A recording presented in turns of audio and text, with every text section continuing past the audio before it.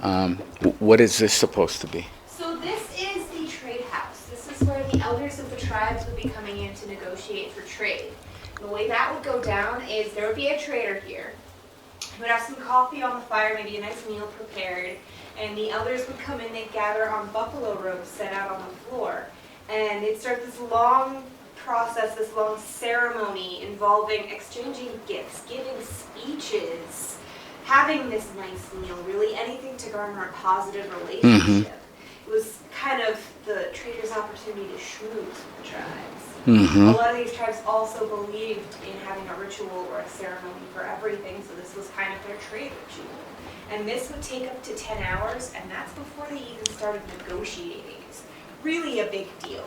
So once the negotiations did start, the elders would present samples of the furs prepared by their tribe to show the different types of animals being brought in, the techniques used for tanning, the quality of the fur. And the goal was basically to decide on a standard price, a standard exchange rate for these furs and the trade goods in the store.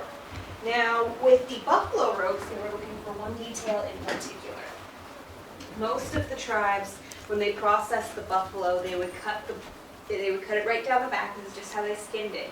And they would tan it in two smaller pieces, and at the end, sew them back together when they were fully processed.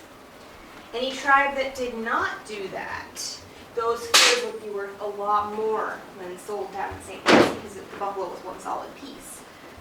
So they could get a lot more trade goods per robe when they brought them here. The Crow tribe was one example that did not split the hide, so they could get a lot more bang for their buck, or bang for their bull for that matter. They came here. So like I said before, the goal was to determine a standard price. The most common one we know of is about 8 buffalo robes could get you 1 trade gun.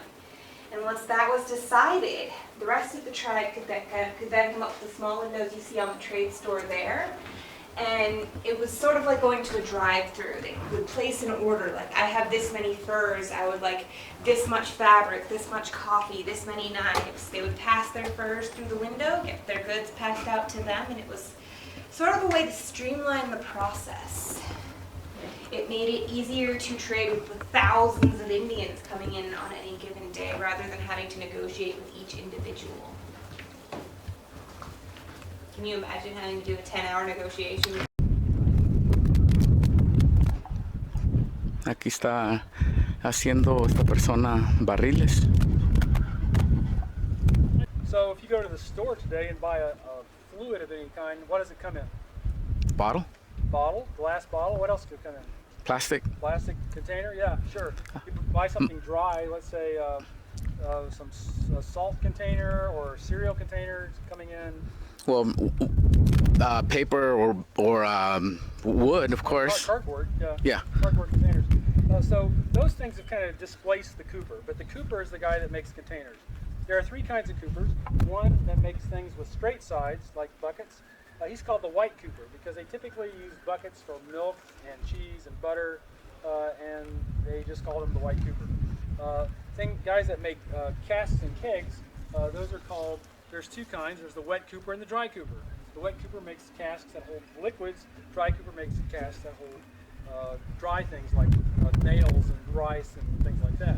So the things that can be dry don't have to be as tight or as well made or with good pieces of wood.